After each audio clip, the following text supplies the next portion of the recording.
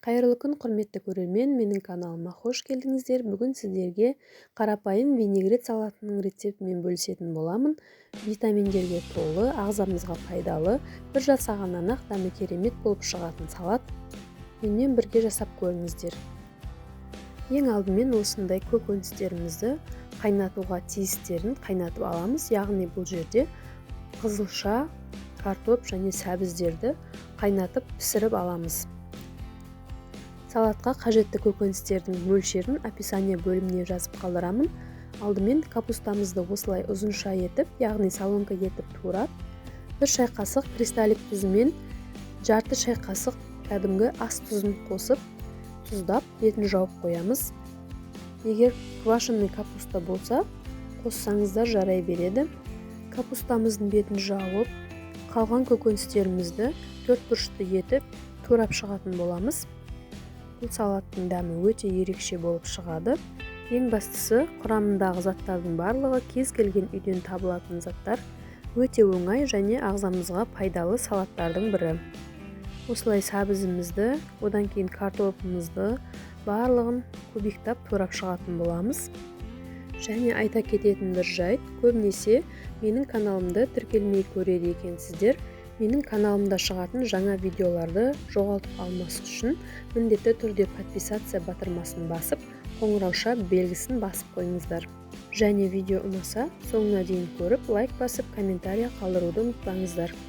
Ары қарай пиязымызды осылай екіге бөліп, бір бөлігін өте майда етіп турап аламыз, екінші бөлігін ортасынан кесіп, ұзынша етіп турап аламыз. Екінші бөлігін олай тураған себебім салаттың ішінде әдемі болып көрінуі үшін. Егер майдалап турайым десеңіздер де өз еріктеріңізде.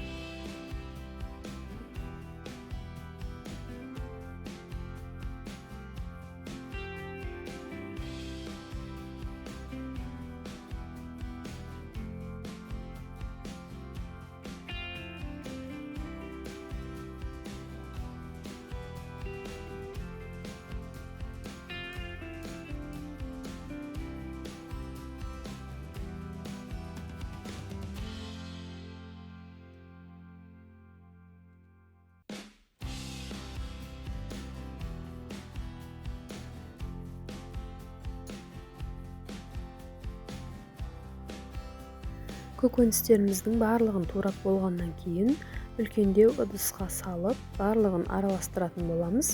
Барлық көкөністерімізді турап болам дегенше тұзымыз капустаға сіңіп, капустамыз кішкене суланып, әдем болып, салатқа дайын болып тұрады.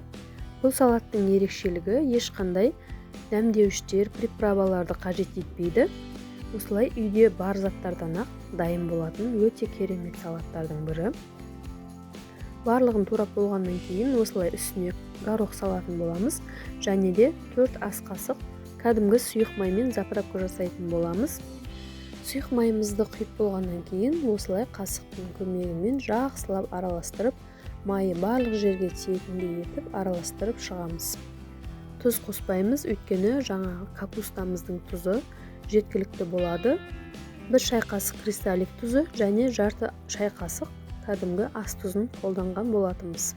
Мінекей салатымыз дайын. Енді ыдысымызға орналастырып, дастарханыңызға қойып ұсына берсеңіздер болады. Бетін әсемдеу үшін осындай кішкене укроптарды қойып сәндеп жібереміз.